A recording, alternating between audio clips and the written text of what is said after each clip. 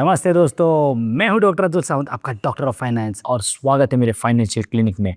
पिछले वीडियो में हमने देखा था कि टर्म इंश्योरेंस लेना क्यों ज़रूरी है और कितना कवर लेना चाहिए। लेकिन इस वीडियो में हम डिटेल में जानेंगे कि टर्म इंश्योरेंस पॉलिसी कैसे सिलेक्ट करनी चाहिए, टर्म इंश्योरेंस में कैशबैक ऑप्शन लेना चाहिए या नहीं, और एडिशनल राइडर्स के जो बूफे हैं उनमें से कौन सा राइडर सिलेक्ट करना चाहिए और कौन सा बिल्कुल नहीं लेना चाहिए। और ऐसे सारे कंफ्यूजिंग सवालों का सही डायग्नोसिस करके हम डिटेल में इसका प्रॉपर ट्रीटमेंट जानेंगे।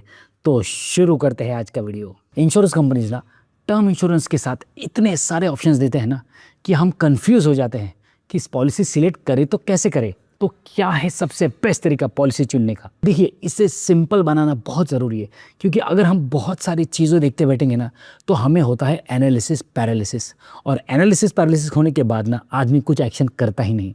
तो सबसे सिंपल और सबसे बेहतरीन तरीका है, आप देखिए कि क्लेम सेटलमेंट रेशियो क्या है आपके पॉलिसी का। अगर क्लेम सेटलमेंट रेशियो 99% से ज़्यादा है, इसका मतलब आपकी पॉलिसी 100 में से 99% क्लेम्स को सेटल करती है, तो ये आपके लिए बहुत ही अच्छी पॉलिसी है और इससे ज़्यादा कोई और पैरामीटर आपको देखने की कोई ज़रूरत नहीं है। अब दूसरा सवाल, टर्म इंश्योरेंस पॉलिसी कितने समय के लिए लेनी चाहिए। टर्म इंश्योरेंस पॉलिसी ना लाइफ सपोर्ट सिस्टम की तरह होती है, मतलब जब तक आपके डिपेंडेंट्स को आपकी ज़रूरत है ना, उस टाइम तक आपको टर्म कवर रखना चाहिए। आमतौर पर 60 से 65 साल की उम्र तक ना आपके बच्चे आपके ऊपर डिपेंडेंट नहीं रहते, इसीलिए टर्म इंश्योरेंस पॉलिसी का कवर ना 60 से 65 साल तक के लिए सही है। लेकिन आपको लगता है कि आपके बच्चे छोटे हैं या उन्हें थोड़ा एक्स्ट्रा पुश की ज़रूरत है, तो आप 70 से 75 साल तक का कवर भी ले सकते हैं, ये आपकी चॉइस है। अब तीसरे सवाल पर आते हैं, क्या आपको कैशबैक ऑप्शन सिलेक्ट करना चाहिए या नहीं, क्या ये सही ट्रीटमेंट है या एक प्लेसिबो है। अब आप सोचोगे, अरे ये प्लेसिबो क्या है। देखिए, प्लेसिबो ना दवाई की तरह दिखती है लेकिन अंदर से खाली होती है, और इससे ना एक्चुअल में बीमारी ठीक नहीं होती। ये सिर्फ साइकोलॉजिकल ट्रीटमेंट या रिसर्च ट्रायल के लिए दिया जाता है। अब सोचिए कि कैशबैक का ऑप्शन इंश्योरेंस कंपनी ने क्यों रखा है। देखिए, हर इंसान को लगता है कि अगर वो 30 से 35 साल की इस टर्म इंश्योरेंस के टर्म को जी गया ना, तो उसका पूरा प्रीमियम वेस्ट हो जाएगा और उसे कुछ नहीं मिलेगा। और इस गलत फहमी को दूर करने के लिए ना इंश्योरेंस कंपनी ने एक मीठी दवाई बनाई है और इसका नाम है कैशबैक। इसी आश्वासन के ऊपर उसे लगता है कि चलिए टर्म इंश्योरेंस ले ही लेते हैं, क्या फ़र्क पड़ता है, मेरे पूरे पैसे वापस मिल जाएंगे अगर मुझे कुछ नहीं हुआ तो। अब इसका डाउनसाइड देखते हैं। देखिए, जब आप कैशबैक ऑप्शन चुनते हैं ना, तो इंश्योरेंस कंपनीज आपसे थोड़ा एडिशनल प्रीमियम लेती है, और इंश्योरेंस कंपनीज ना इस 25 से 30 साल के ड्यूरेशन में ना आपके पैसे को 4 से 6 गुना करती है। उसके बाद ऑब्वियसली थोड़ा सा पैसा अगर वो आपको कैशबैक के रूप में वापस भी देगी ना, तो उससे कुछ हर्ज नहीं है। लेकिन जब आपको 25 से 30 साल बाद वो पैसा वापस मिलता है ना, तो इन्फ्लेशन की वजह से ना उसकी वैल्यू हार्डली कुछ रह जाती है, और वो पैसा ना एक मीठी गोली की तरह होता है जो खाने में तो अच्छी लगेगी लेकिन उसके अंदर कोई दवाई नहीं होती। तो क्या मैंने अपने लिए कैशबैक ऑप्शन चुना है? बिल्कुल नहीं, मैंने नहीं चुना है। देखिए, मैं ना एक्स्ट्रा प्रीमियम देने के बिल्कुल खिलाफ हूँ और मुझे ये बिल्कुल पसंद नहीं है। दूसरी बात, मुझे ये भी लगता है कि अगर 30 से 35 साल तक मैं जी गया ना, तो मैं इतने एसेट्स को क्रिएट कर ही लूँगा कि मेरी फैमिली आराम से रहेगी, और उस चुन्नू से कैशबैक से ना मुझे कुछ फ़र्क नहीं पड़ेगा और ना ही मेरे फैमिली को कोई फ़र्क पड़ेगा। और उस एक्स्ट्रा प्रीमियम को अगर मैंने किसी simple low cost index fund में लगा दिया ना, तो उससे ही मुझे काफ़ी पैसे मिल जाएंगे। तो डेफिनेटली कैशबैक ऑप्शन के लिए मैं कहूँगा नो।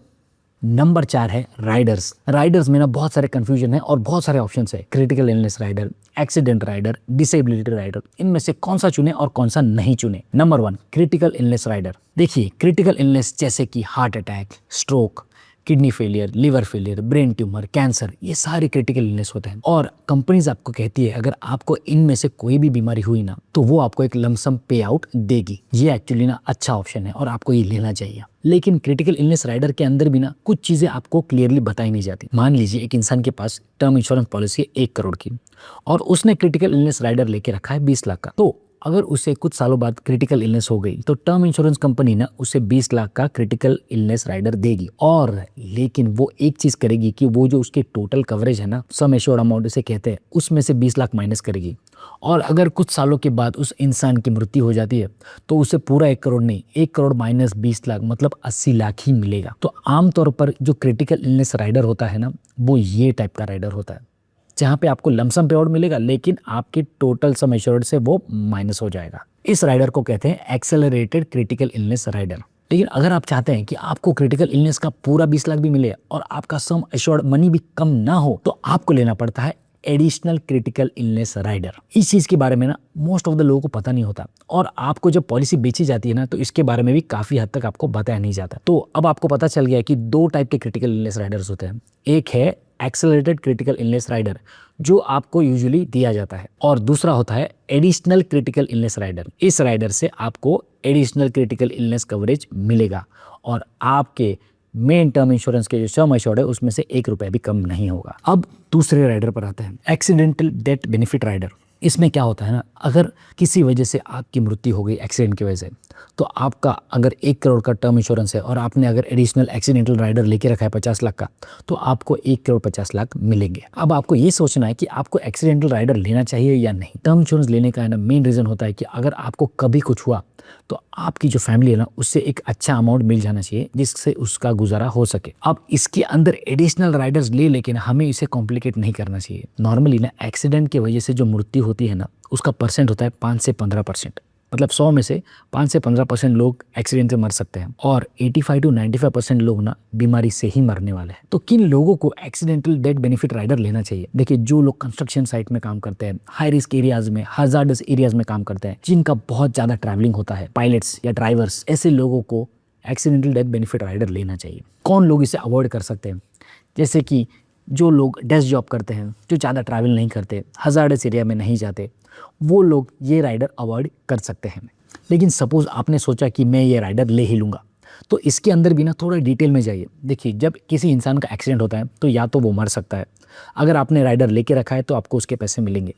लेकिन अगर किसी इंसान का एक्सीडेंट हुआ, उसके हाथ पैर इंजर्ड हो गए, दोनों हाथ इंजर्ड हो गए या दोनों पैर इंजर्ड हो गए, आंखें चली गई या वो काम नहीं कर सकता, उसे कहते हैं डिसेबिलिटी। तो अगर आपने एक्सीडेंटल डेथ बेनिफिट राइडर लिया है और आपकी मौत नहीं हुई लेकिन आपको डिसेबिलिटी हो गई, तो आपको कुछ भी एडिशनल लंप सम नहीं मिलेगा। तो अगर आपको ये कवर करना है ना तो आपको लेना पड़ेगा डिसेबिलिटी राइडर। डिसेबिलिटी राइडर ना आपको टोटल परमानेंट डिसेबिलिटी होगी तो कवर करेगा, लेकिन इसमें भी और कन्फ्यूजन है। अगर आपको सिर्फ पार्शियल डिसेबिलिटी हुई, मतलब अगर आपका एक हाथ कटा, तो वो कवर नहीं करेगा। अब एक्सीडेंट्स के अंदर भी ना एक ऐसा ऑप्शन होता है जो एक्सीडेंट के बाद मृत्यु और डिसेबिलिटी दोनों कवर करता है, और इसे कहते हैं पर्सनल एक्सीडेंट पॉलिसी। देखिए, इसका नाम ही है एक्सीडेंट पॉलिसी, मतलब एक्सीडेंट की वजह से कुछ भी अगर हुआ, मृत्यु हो गई या डिसेबिलिटी हो गई, दोनों कवर करेगा। पर ऑफ कोर्स इसका प्रीमियम ज़्यादा होता है। तो अभी आपको मैंने ना एक्सीडेंट और डिसेबिलिटी राइडर्स के बारे में 3 चीज़ें बताई। एक्सीडेंटल डेथ राइडर जो होता है वो सिर्फ मृत्यु कवर करेगा, डिसेबिलिटी नहीं। डिसेबिलिटी राइडर ना मृत्यु कवर करेगा और परमानेंट डिसेबिलिटी कवर करेगा, और पर्सनल एक्सीडेंट पॉलिसी ना मृत्यु और डिसेबिलिटी दोनों कवर करेगी। आई होप ये तीनों चीज़ें अब आपको क्लियर हो और कोई कन्फ्यूजन ना हो। देखिए, ये सब बताने का एक ही रीज़न है, मुझे चाहिए कि अगर आप कोई पॉलिसी लेते हो ना तो आपको उसके बारे में पूरी जानकारी होनी चाहिए। ऐसा नहीं होना चाहिए कि पॉलिसी लेने के बाद आपको पता चला अरे यार ये चीज़ें तो कवर ही नहीं है, क्योंकि एक बार जब आप टर्म इंश्योरेंस पॉलिसी लेते हो ना तो आप उसे मॉडिफाई नहीं कर सकते। 25-30 साल की जो पॉलिसी ले गई वो ली गई फाइनल, उसके बाद नो चेंजेस एक्सेप्टेबल। इसीलिए लेने के पहले पूरी जानकारी लीजिए। और एक और बात, टर्म इंश्योरेंस पॉलिसी लेने के बाद ना उसे अलमारी में रखकर भूल मत जाइए, उसमें अपने नॉमिनी की डिटेल्स अपडेट कीजिए। आपने जो भी नॉमिनी लिया है उन सबको टर्म इंश्योरेंस पॉलिसी के बारे में बताइए, आपकी वाइफ और आपके फैमिली मेंबर्स को इसके बारे में बताइए। आपकी पॉलिसी का जो सॉफ्ट कॉपी आता है उसे ईमेल कर दीजिए अपने नॉमिनीज को और अपने फैमिली मेंबर्स को, और एक नोटबुक में भी लिख के रखिए कि आपकी टर्म इंश्योरेंस पॉलिसी कौन से कंपनी की है और पॉलिसी नंबर क्या है। क्योंकि अगर कभी क्लेम आ गया ना तो वैसे भी फैमिली टेंशन में होती है, उस टाइम पे उन्हें ये नहीं लगना चाहिए कि अरे पॉलिसी कहाँ गई, कहाँ लिखा था, ढूंढते बैठना नहीं चाहिए, और उनकी लाइफ आसान होनी चाहिए। तो फिर अब आप सोच क्या रहे हैं? अगर आपके पास टर्म इंश्योरेंस पॉलिसी नहीं है तो जाइए और एक टर्म इंश्योरेंस पॉलिसी लेकर एक रिस्पॉन्सिबल पर्सन बनिए और अपने फैमिली का फ्यूचर सिक्योर कीजिए। मुझे पूरा यकीन है कि ये वीडियो आपको ज़रूर अच्छा लगा होगा और आपको पता चला होगा कि फाइन डिटेल्स क्या होता है, कौन सा राइडर आपको लेना चाहिए, कौन सा राइडर नहीं लेना चाहिए, किस राइडर का क्या बेनिफिट्स होते हैं और कौन से राइडर में क्या चीज़ नहीं कवर होती है। टर्म इंश्योरेंस पॉलिसी को एक लॉस मेकिंग पॉलिसी मत समझिए। ऐसा मत सोचिए कि आप 30-35 साल तक प्रीमियम भरेंगे और आपका पैसा लॉस होने वाला है, ये बिल्कुल नहीं है। बल्कि आप उसे ऐसा सोचिए 30-35 साल तक अगर आपको कुछ हो भी गया ना तो आपकी फैमिली प्रोटेक्टेड है, और अगर आपको कुछ नहीं हुआ तो इससे अच्छी और क्या बात होगी। लाइफ जिए, एंजॉय कीजिए और खुश रहिए। अगर ये सारी चीज़ आपको अच्छी लगी और आपको लगता है कि आपके दोस्तों को भी इससे फ़ायदा हो सकता है तो वीडियो को लाइक करके, चैनल को सब्सक्राइब करके इसे ज़्यादा से ज़्यादा लोगों के साथ शेयर कीजिए।